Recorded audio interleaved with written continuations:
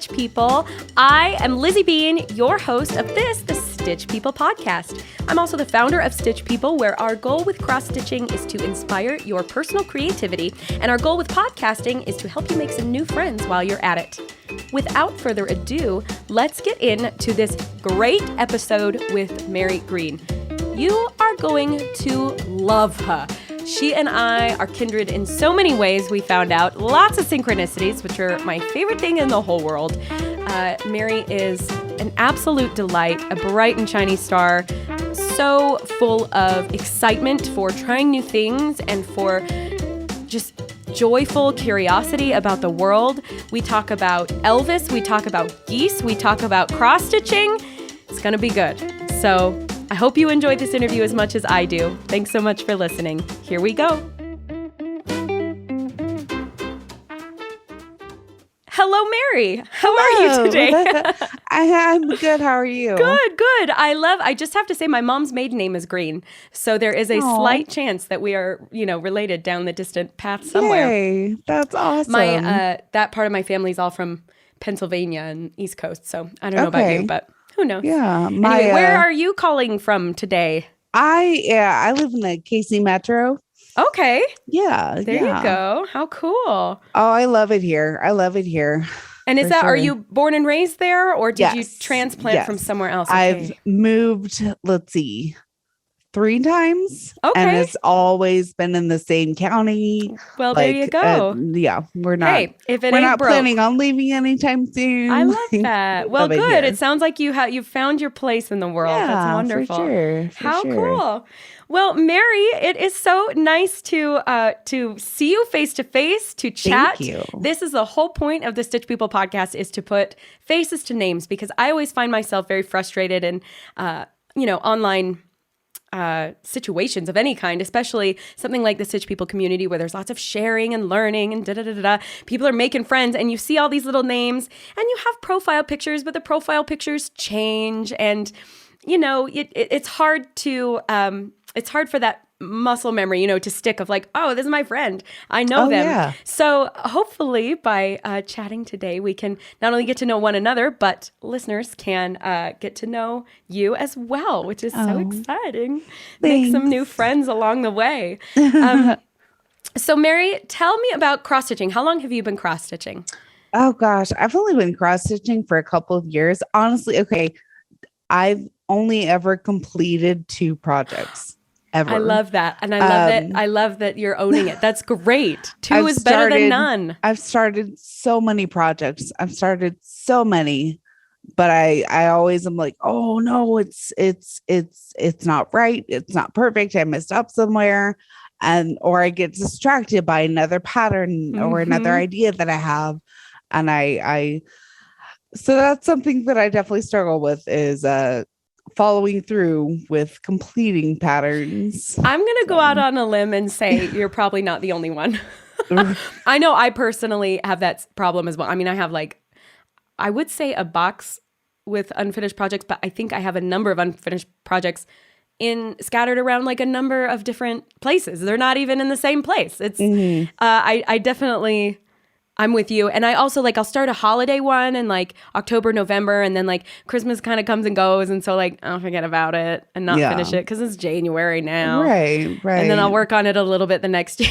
It comes and goes. Yeah. It's, I think that is very relatable. So have you completed any Stitch People portraits? And if the answer is no, I promise I won't be offended. I have one. Good.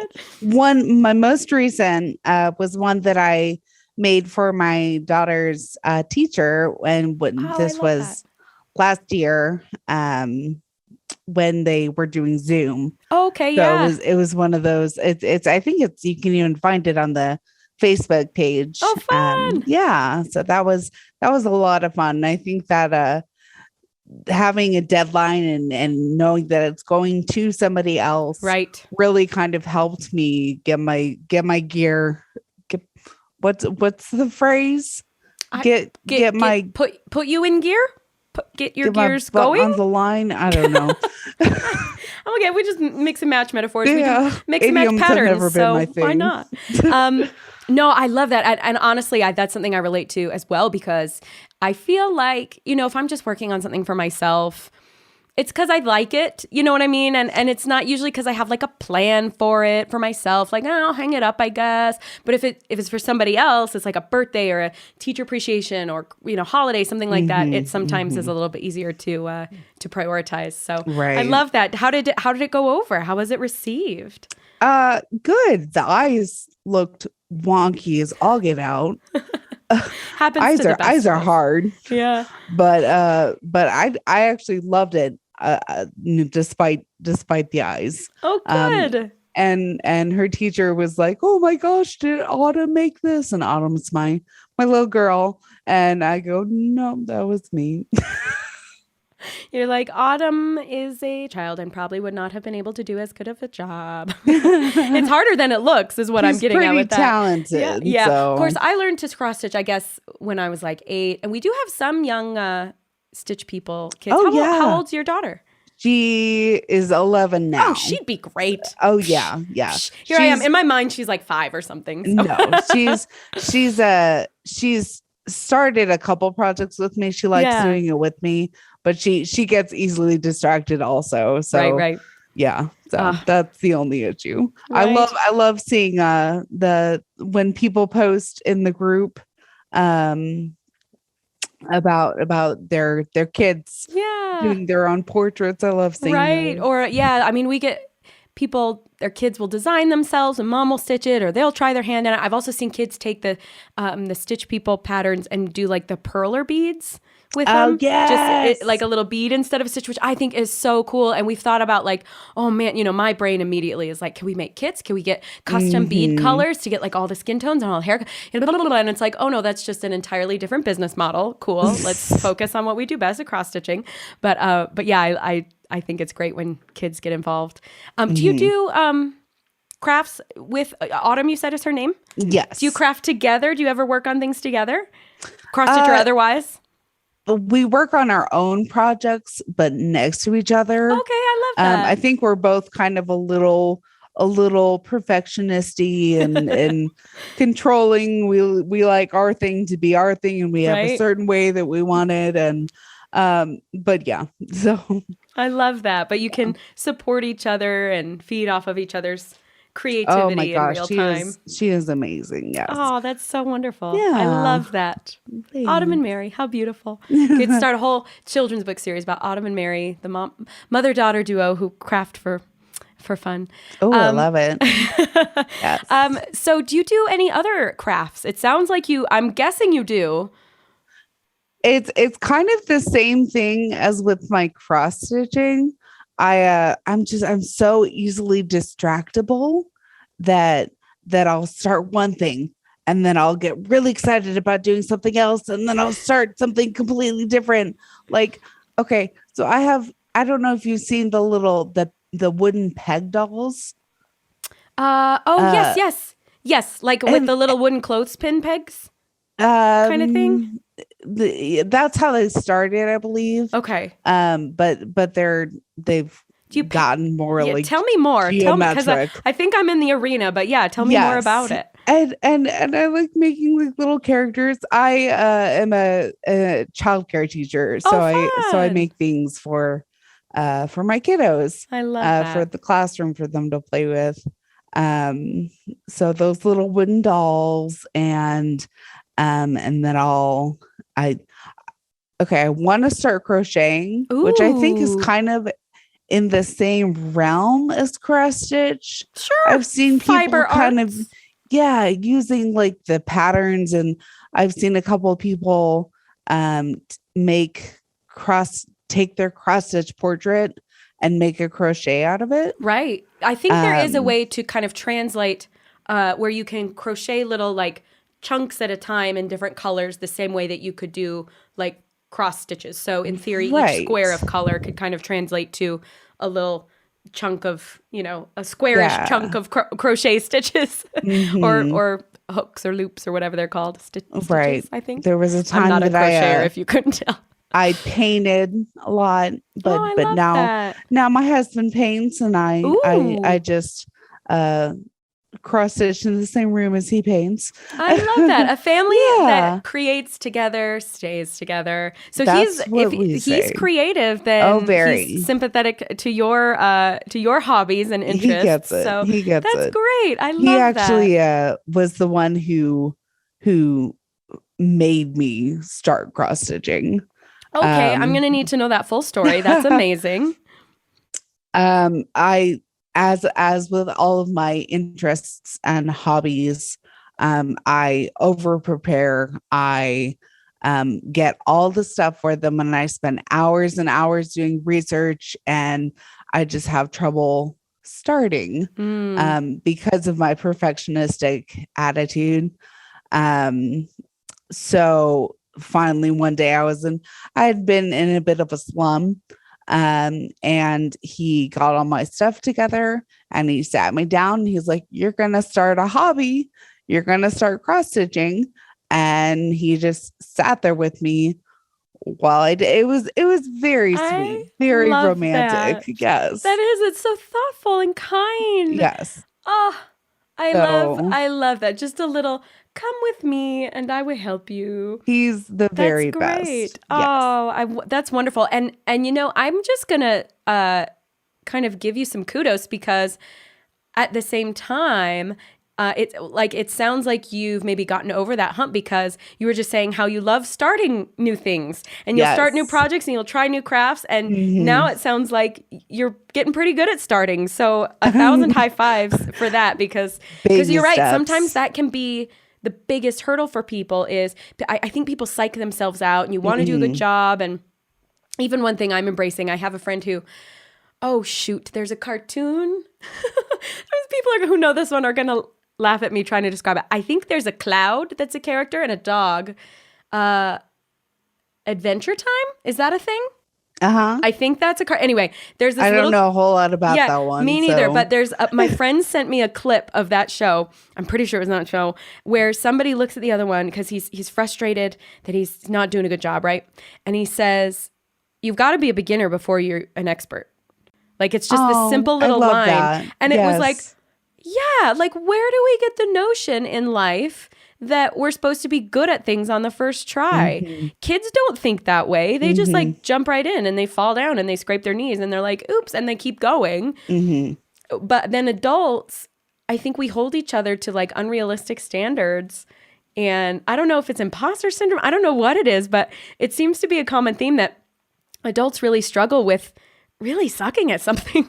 You know what I mean? Yeah. And it's like, well, how could you be an expert, or how could you be perfect at it if you've never done it before? Right. You know? So anyway, kudos for starting the things now, because I think that's the preferable problem to have. You might as well keep starting and finish what you want. Because I figure as long as I'm enjoying it and like it's fun for me, I'm getting something out of it, even if I'm not getting the finished product.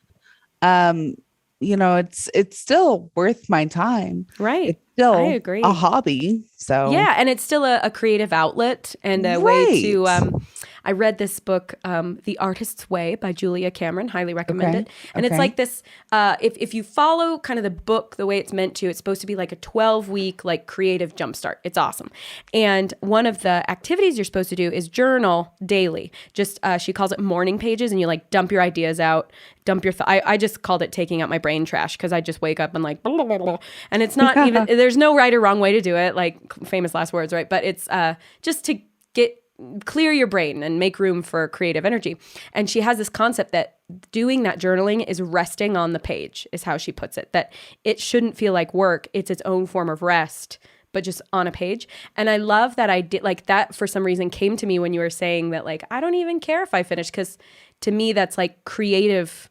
It's creative rest of like, cool, we're going to bead today. We're going to do jewelry. We're going to paint. We're going to cross stitch. Like, doesn't matter, because you're letting your creative brain just flourish in whatever capacity it wants to. I love that. Right? Okay. What is this book? Oh, it's called The Artist's Way by Julia Cameron. It's wonderful. And I think that's another one I'm going to give you if you have perfectionist tendencies like I do.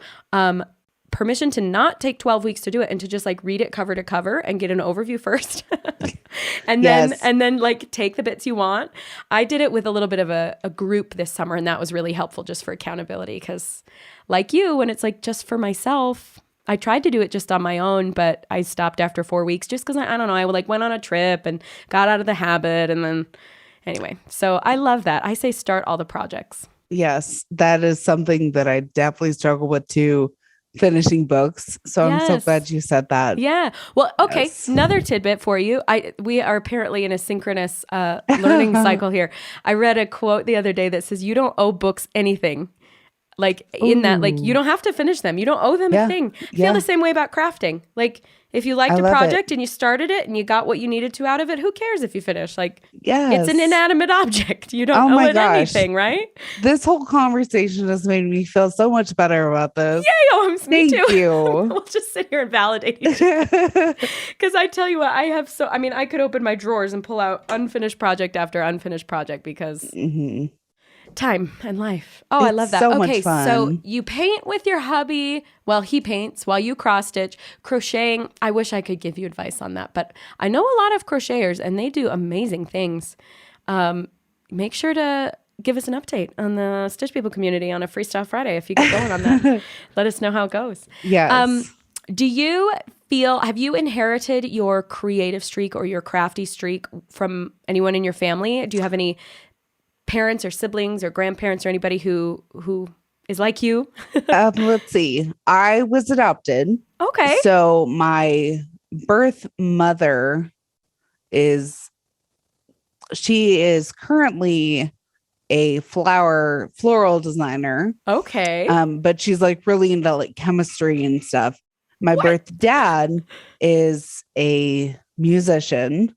Okay. My birth mom's mom, who I'm actually extremely, extremely close with, my birth grandmother. She That's lovely. She was an art teacher for a long time. Oh my gosh. Yeah. So, my birth great grandfather on one side was what are they called? Pen writer. I don't remember. He a ghostwriter for Alfred Hitchcock. What? Right? Yeah, isn't that cool? So I've read a couple of his stuff. I'm a little starstruck. That's pretty cool. Right? Yeah. I'm a big Hitchcock fan. Oh, yes. That's so cool. And he wrote some back in the day, they were pretty extreme quote lesbian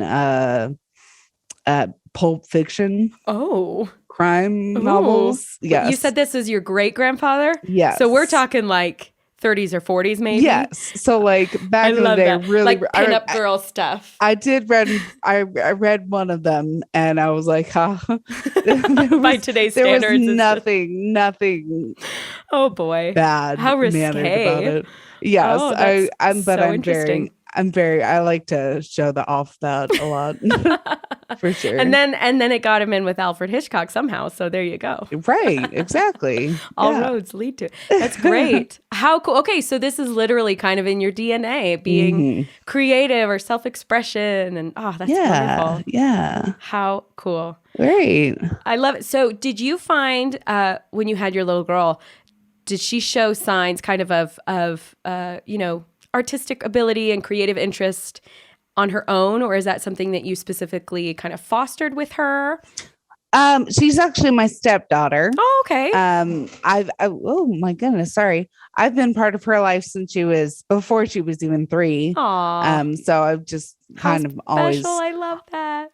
She's my girl. Yeah. Like it's just I was adopted, so like it never seems like a thing to me. Right. Yeah.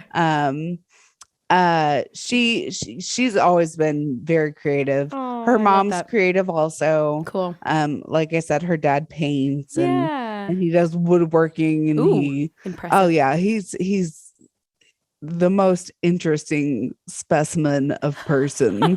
Like would he agree with that statement? He's a strange individual, but he's very fun. I'm impressed with woodworkers. I don't have the patience myself. Oh no, me because neither. What is that whole thing? Measure measure twice, cut once, right? But the math of it all, the measuring, the leveling, I respect it and I want to do it. But at least at this point in my life, I don't think I have the patience to figure it out and because you have to be so precise. Right. That's what I like about cross-stitching. Just pick it out if you don't like it. Well, okay. So I'm spoiled rotten. He also picks out my mistakes. And he grids my Ada for me and all sorts sounds of like stuff. that's kind of work that he's like used to though, with like lines and measuring. He loves it. It's all so right up cool. his alley. Yes. And he can just do it while he's sitting there playing video games and like super multitask. Yes. Because I have to admit, I did really the same. Bad eyes. Oh no. I'm sorry. I didn't mean to interrupt you. I was just going to say that when I don't do a ton of portraits anymore because we focus on like the patterns and, you know, the online stuff. It's just kind of shifted gears.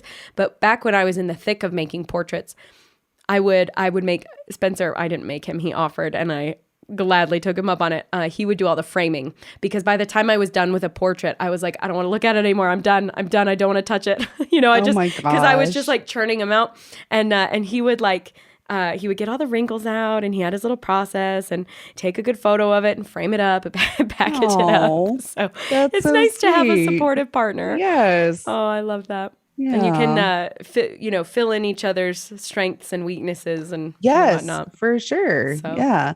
I don't like pickles. He loves pickles. So he gets all of my pickles. Perfect. You never have to be super picky at a restaurant. You just pass them over to him. We just kind of go together. I learned to like pickles. I didn't like pickles until I was like 25. I'm just as a little anecdote. And I, for whatever reason, made up my mind that I wanted to like them. So I forced myself to eat a bite of a pickle every time I was given one. And then I could give it away. And like over time, I really did develop a taste for it. Okay. All right. So I feel kind of like a fibber now because I actually did the exact same thing. You did not. I like pickles on my sandwiches. If they come on my sandwich, I will eat them and I will enjoy them, but I won't eat them on their own. Sure. It's an odd thing to snack on. Like you kind of have to really be in the mood for it. Yeah. So, I mean, he can eat pickles every day. Yeah. Oh, I love that. Oh. Well, you know, there's a pickle lover out there for everybody. To like different things. That's right. Yes. Oh, I love that. Okay, so I'm just gonna look at some of our subjects here. So, okay, we've covered hum. Okay. Alrighty. So it sounds like I love this question, and a lot of people hate getting asked this question. And maybe I ask this question because I'm trying to figure out my own answer. That's usually the theme of most questions in my life. But I'm curious because you've talked about you're big into planning and like making sure you've got things ready to go before a project, that you like to start projects. What does ultimately success mean to you? And that can be about a project or in life or about anything. I kind of like a more general take on it, but I think it's interesting, especially given, like you said, I think what a hamburger would look like to a pickle lover and a non-pickle lover is probably a very different thing. So I love how, our personalities can kind of give a different spin on the same kind of subject. So yeah, what comes to mind about the word success and what that means to you? I think stability. I like things to just be even flowed.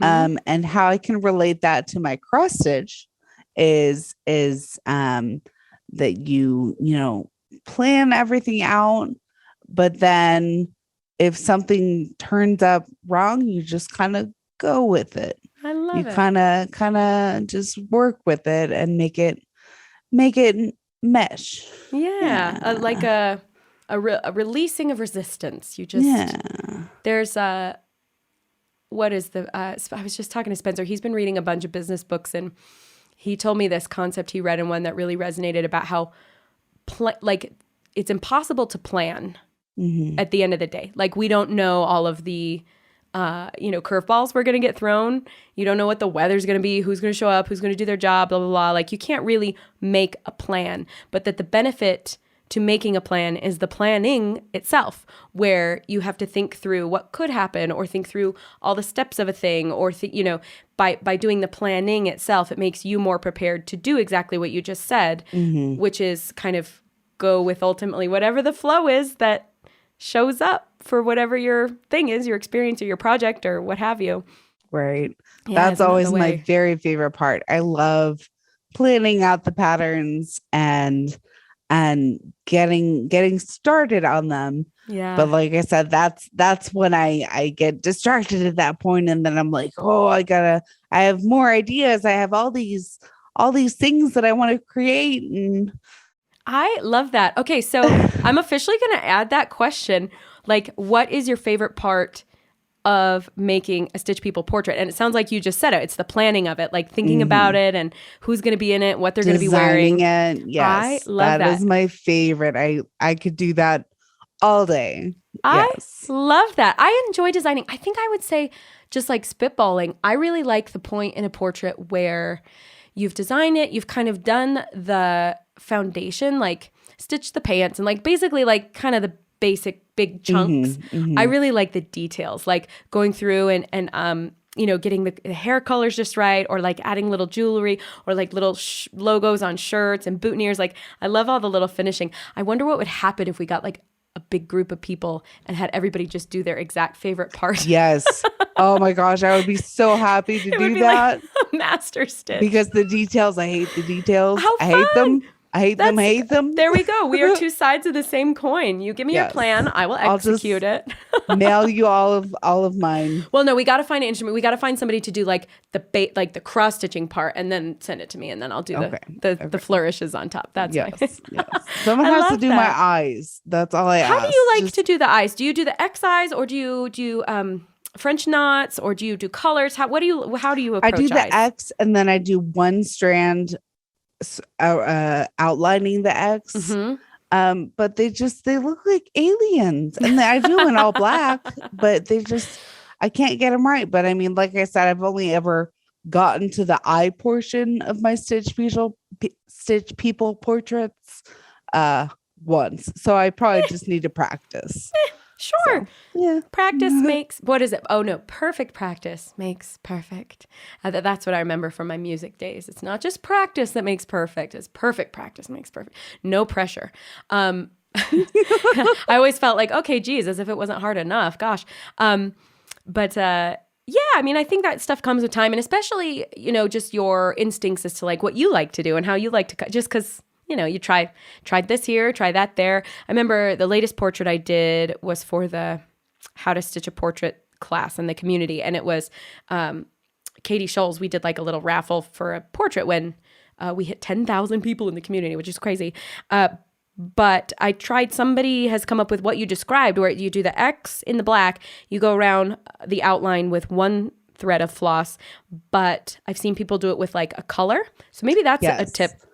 Because I really liked the way that turned out. That can look really cool. Yeah, it's sort of like that iris effect, right? And then we added the little white glint in the eye, so it looked a little bit more alive, which is cute. Because definitely, I prefer the X's to French knots, just personally. And as a reminder for all the listeners out there, you make it your own and do what appeals to you. Sure. But for me, I like the X's just because it's consistent with the other cross stitch. But if you're not careful, it can look a little bit like those dead cartoon eyes, just like with the X's. So, you gotta nuance it, right? And I like switching it up too. Yeah. Like some of the portraits that have like the V's for the really smiley girls. Like that's so cute. But I don't know if I would want that on every single person in my portrait. Right. Like just switching it up and having like I want to do and I've been planning this for a long time, but I've never actually gotten farther than the things happen designing. When they're meant to. Right. Do like a Stitch People sampler with all the skin tones and all the different eyes and all the different. Yeah. So, I mean, I've seen people do something similar on the community and share that. And I have made one for those, and they are very helpful. Yeah. So, yeah. Just for, that used to be, I was doing some research about cross-stitching, and I'm just laughing because of how nerdy that sounds, but it's true. And I was reading up about samplers specifically, and I didn't realize this, but samplers today are kind of their own like design category. It's just like its own aesthetic, the alphabet, the numbers, a little house, some motifs, like it's its own thing. but back in the day, it was meant for practice, which I didn't realize. And you're probably like, duh. But, or a lot of people are probably like, duh. But the original intent of cross-stitch samplers was just to practice different stitches, practice different motifs. So the idea of a Stitch People sampler is kind of fun, like bringing it back to its roots of like, A, it would look really cool, and B, exactly. like just to help you practice, different hair, different eyes, different, the squinty eyes, the big happy eyes. Sometimes I'll do, if somebody has very striking eyebrows, I'll just do like a little thread of eyebrows, just getting that angle just right. Or in the, certain dogs have that like, what is it? The, I know what you're talking about. Like Rottweilers, like they'll have like the little tan eyebrows. Yes, those so cute. Yeah. So some have those little, So yeah, that could be really fun. Oh, now I'm percolating. Right? I know. Do you have any favorite? It sounds like you're kind of in the community a lot. I lose track because I pop in and out, and I'll read more than I comment or like, and I see all the names. So it sounds like you're kind of you keep tabs on things, which is very cool. I don't do a lot of social media at all, but that's the only thing I come to Facebook for is to check out this. And I do it like 17 times a day.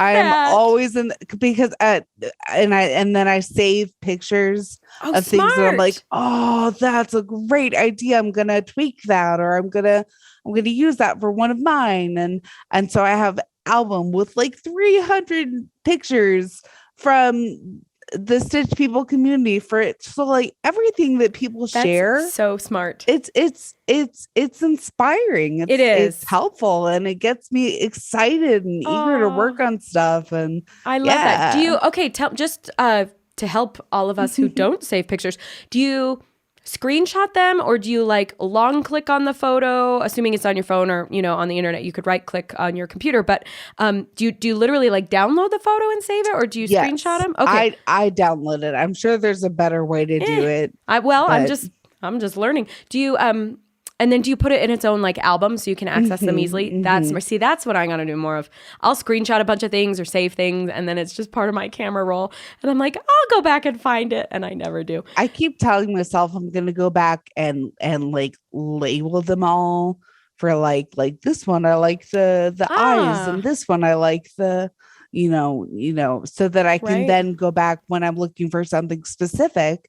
I can type in eyes, or I can type in mouth, or That's kind of like how I used to utilize Pinterest. I don't as much anymore, and I think most people use the automatically generated stuff. But that's kind of how Pinterest, like you'd save a photo and you'd type out like, love this idea for my such and such, or love the color. You could make notes on it. Right. I didn't realize you could. Is that a iPhone photos, or is that Google Photos that you can? No, I have Google. It's a Google phone, but I'm not sure if I can tag them yet. Oh, I interesting. Keep on meaning to look into it, like convert them onto my computer, so that I can then tag them on my computer. But at this point, I have like 600 photos to go through, and I'm just like, and then I keep collecting more photos, and I'm just like, what have I done? Hey, at least they're in an album. I think that's like a huge step towards at least keeping track of them and being able to access them later. And that's then cool. when I get like in a little slump, I can go through that album again, and then it'll just like spark my energy back up. I love that. Yes. That's a great idea. Fantastic. And that's exactly why, like in the DIY book, we have like at the back of the book a bunch of finished portrait photos. Yes. And it was for that reason, because we put out the book kind of before the community was as thriving as it is. And so it was like, we want you to be able to get ideas and see what other people do, because that's how you just get that little spark of, even if it's not necessarily copying an idea, it inspires you in your own way to like apply a similar thing somewhere else or whatever. Yeah. I love just that. Talking about how ideas work, but I love that. So what would you say lights you up the most in the world? Would you say it's like creating and crafting, or is it, just spending time with certain people, your family, what have you? Is it, what would you say, like, what really just lights you up? I would say geese. Really? Like the birds. Yeah. Yes. I see geese on the drive when I'm driving on the side of the road, and I'll just that I don't know what it is, but they make me so stinking happy. They're I just love that. so awkward, and I love them. I love geese. Yeah, That warms my heart, Mary. I love geese. I'm a avid animal lover, and that it tracks. I love it. Yes, they are funny, they are beautiful, they are awkward, like you said, and yet watching geese fly is like They're so amazing. graceful and elegant and Yeah. inspiring. Yeah. And they're oh gosh, see, now I could get all philosophical. Like I love the way the V formations that geese fly in, and they take turns like being the leader who like breaks through the kind of the wind, and everybody else can kind of benefit, but then they get tired, and it's love amazing. geese. Yes. That is so I And love then that you knew they're immediately like this is what I love. Yep. What were you going to say? I was just making a honking sound. I love it. It's the silliest sound. How could it not make you laugh? Exactly. Okay, you get it. Yeah. Thank you. I feel the same. Yes. There was I visited my parents in Maine this summer, and I can't remember why. I think it was the winter wasn't super cold or something, and there was a huge population of chipmunks. Like everybody was dealing with it. Like there's just chipmunks everywhere, and they make the funniest sound. I didn't realize, like, all these summers that I've been to Maine and been hearing the sound. It sounds kind of like a bird. It's this weird, like, I couldn't even make it for you. But anyway, the chipmunks were loud, and it got to the point where it was a little annoying, but it just made me laugh because it was just these tiny little things kind of making these abrasive, repetitive. I just was like, oh my gosh, who knew that chipmunks Animals are so funny. I know. They're I so love them. sweet. Yes. I love that. I feel the same way. I've always been a cow lover myself when I was little, which is such a funny thing, like cows. Okay. But, cows moo. But I definitely, anytime I drive, and I see, I'm like, oh, cows. I love them. Yeah. It's inexplicable. I don't think anyone can pass by cows and not scream, oh, cows. Yeah. Moo. Moo. Exactly. Yes. I love it. All right. So, I think, let's see, I'm going to go and just look at my notes. Okay. If you could go back in time and tell your past self a piece of advice, what would it be? And you can choose, that can mean like, it could be last year, it could be 10 years ago, it could be a childhood, you know what I mean? That's up to you as to how far past. But if you could go back, what would it be? Not everyone is going to like you. Oh, Mary. That's Pierce my something heart. that I struggle with real bad. Same. Because like I'm awesome and you're awesome. You are. But not you. everyone. We're all allowed to like different things. Yeah. So yeah. Isn't that? Oh gosh, that is astute. What a concept. What a concept. It doesn't matter. Also that. Yeah. It just.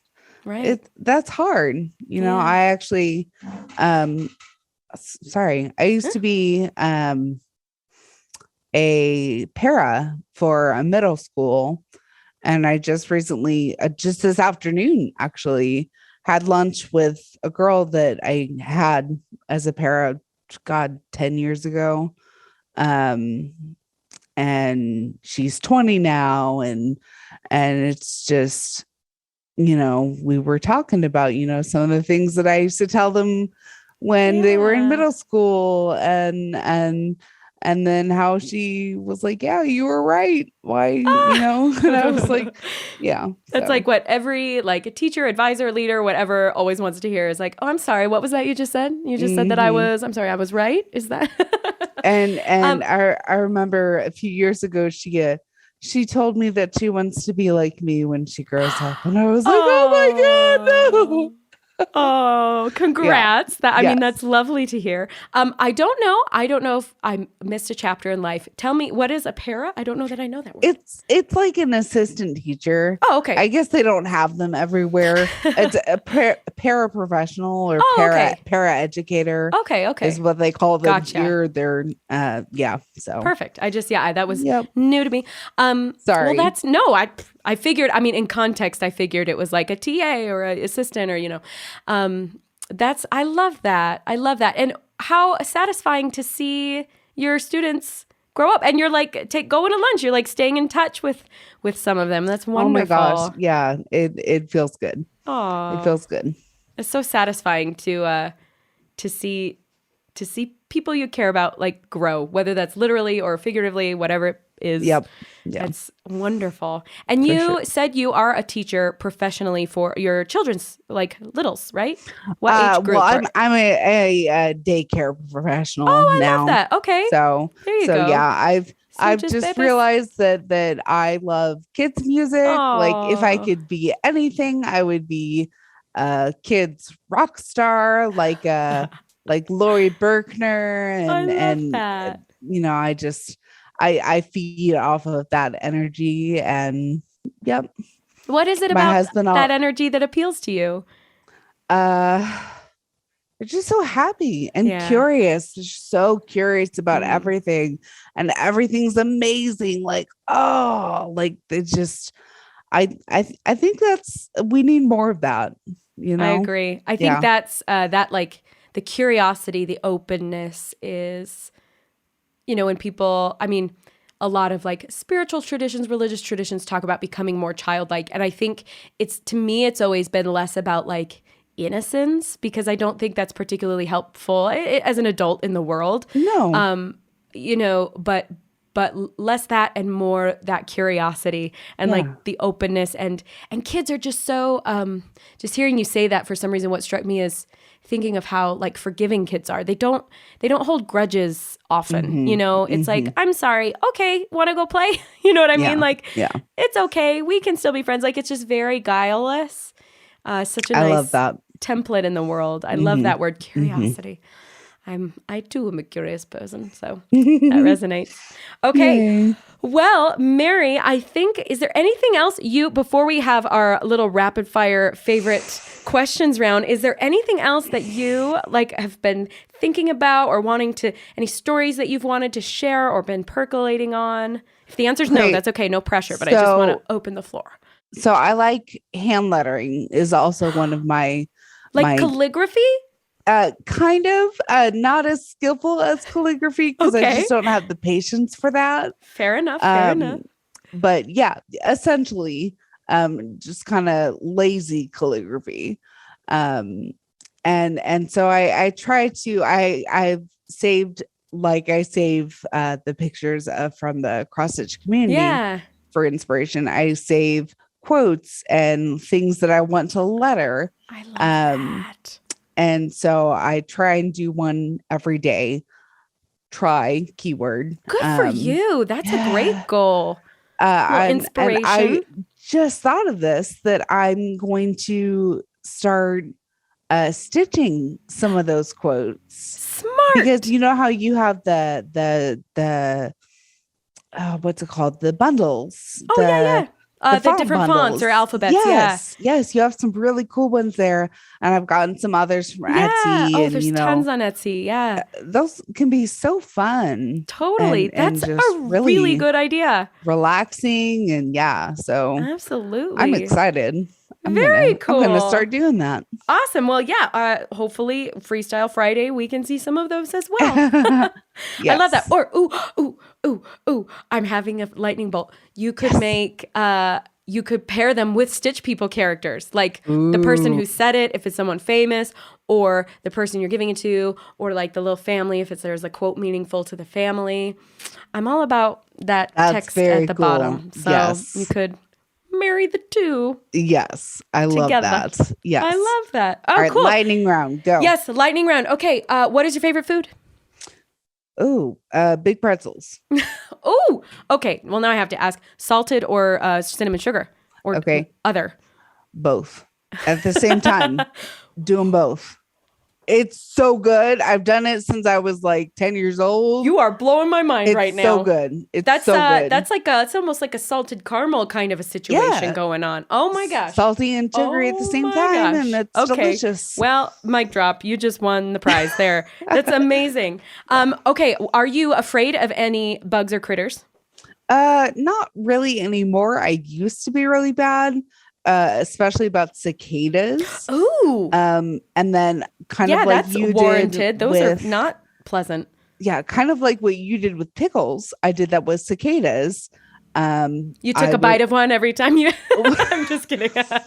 essentially, I was just like, okay, you know what? It's on the door and there's no way to get past it. So you have to, so just get a little bit Just closer go. to it. And then, so eventually I made myself, and now I think they're amazing creatures and they are Look at beautiful. Like you. if you've ever looked at one, they are gorgeous little creatures.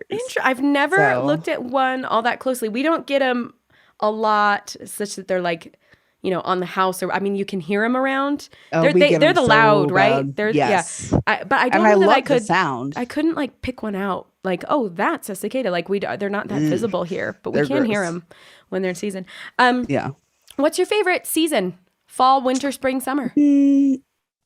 Fall and winter, I suppose. You're autumn, chilly autumn kind of person. Christmas time. Oh yeah, Yeah, which Great. I guess is technically winter, right? yeah, sure. So would you say Christmas I'm not is- sure. I'm not sure when winter starts. It's Like always the it depends on the official- year. Yeah, yeah. So would you say Christmas is your favorite holiday? Yes. I love that. Yes. I love that. Do you have a preference if you got a surprise on your doorstep? Would you rather it be a treat or flowers? Oh, a treat. Yeah, and what would that treat be? Like if someone was really knew just how to speak to your soul, they would deliver you a treat of. No, I can't think of anything. Um, And it can't be cinnamon sugar pretzels. okay. Has to be a food. Yeah, Has to sure, be sure, food. sure, whatever. Okay, Peachios. Ooh, good choice. Spencer would like that. He's in the gummy candies. Oh yeah, me too. If you could pick one person who is no longer living that you would like to meet on the other side, who would it be? Elvis. Really? Oh. Okay, can I ask why? When I was in 4th grade, I loved Elvis so much that my parents took me to Graceland, and I cried at his grave. And I was Elvis for Halloween that year, and Mary, we are kindred spirits. I was John Lennon for Halloween in 4th grade. Oh yes! And when I visited Liverpool as a fully grown adult, cried at almost every stop of the Magical Mystery Tour. I cried at Strawberry Fields. I cried at Penny Lane. I feel you on a deep level about this. Okay, we need to be best friends. That's all there is to it. It's like a little embarrassing, but also like obviously, like why Right. wouldn't you cry at Graceland? Like, yeah. The guy Yeah, was I a feel that. genius. Yes. yeah. He really. What would you say is what made him a genius? Like, if you had to describe Elvis's genius to someone who just didn't get it. If you don't get it, then you don't get it. Like I don't think there's any convincing people of, because that's totally fine if you're gonna, but it's wrong. But Is it? I would say, like, as I'm thinking about it, because I like Elvis. I'm not a super fan, but I appreciate him. I think his it's like his ability to perform. Like he's so intrinsically musical. The way he spoke, the way he sang, the way he moved, everything. it's worked. captivating. Yeah. Yes. He had a way. There's something about him that what makes me mad, it doesn't make me mad, but it's just like, it's a little upsetting. Is that a lot of people, the only thing they know about Elvis is they'll like, thank you very much. And then it's been so overdone. Right. And Big that eyebrow, it's just not like, eyebrows, big sideburns. and that's like cartoon. Yeah. He's like a cartoon now. Yeah. I'm like, no, like watch some of his old movies and you'll see that he's just really was a cool guy. And Cool guy. Yeah. yeah. I love that. See, this was supposed to be rapid fire, and now I'm getting all distracted and excited. I love music. I love musicians. And I do have to tell you, there is I just Googled it. There's a podcast called Revisionist History by Malcolm Gladwell. I don't know if you've heard of him or it. Malcolm Gladwell is an incredible writer. He writes about the coolest stuff, and his podcast is fascinating. He's got, it's episode 31, and it's all about Elvis. And he digs into the science of why, the episode is called Analysis, Parapraxis, and Elvis. And there's a, let's see, It says Elvis returned from his years in the army to record one of his biggest hits, Are You Lonesome Tonight? But he could never quite get the lyrics right. And it goes over like over a 10-year period where he performed this like dozens and dozens of times and not once could get the lyrics. And it talks about like the psychology of why that would happen at this particular moment in the song. Like it's fascinating. And it has to do with like what was going on in his life at the time and like straight up like psychological like Freudian slips. Like, I love that. It's fascinating. I love that. So, and you'll love it because they play it and then they talk to like Elvis experts and musicians and songwriters about like why this happens to people when you can't get the lyrics even though you perform it constantly. Very fascinating. Okay, I'm so excited. So I'm going to listen to it. Yeah, I listened to that one just like a couple weeks ago and it's like on the forefront of my mind. So awesome. Well, Mary, I think that was a great little get to know you to end with. I am so delighted that we had a chance to chat today. And I'm so excited that you would take the time and be willing to chat with me and be recorded and share who you are a little bit with the rest of the Stitch People community. I'm sure everyone is going to feel they have a new friend in you, as I do. So thank you. Thank you. Oh, my friends, Stitch People listeners, isn't Mary just the coolest? I had such a fun time chatting with her. I think she is such a cool lady, and I hope you enjoy getting to know her like I did. Here we are at the end of our episode. I want to thank you for listening to the Stitch People podcast. Thank you for enjoying these conversations with Stitch People like you. I would so appreciate it if you could take a minute and subscribe to our podcast. Leave us a rating if you can and a review. It helps with algorithms and ratings and all that, and it'll help us shine more cross-stitchy sunshine into the world. You can check out everything Stitch People has to offer, cross-stitch patterns, cross-stitch books, Stitch People merch, cross-stitch this, that, and the other, all at stitchpeople.com. You can connect with us as well on Instagram and Pinterest. Be sure to comment and like and let us know you're following us because we'd love to see what you're up to and see all your crafty works in progress. Lastly, I want to thank all of you in the Stitch People community for your support of us and for your positive and cooperative encouragement of one another. I'd also like to thank the incredible Stitch People team for making all the magic happen behind the scenes. I want to mention that our fully licensed jazzy tunage was created by Jonathan Boyle, and our sound designer, the man, the myth, the legend, is Brandon Yost, and he's the best. Have a wonderful day, my friends. Happy stitching.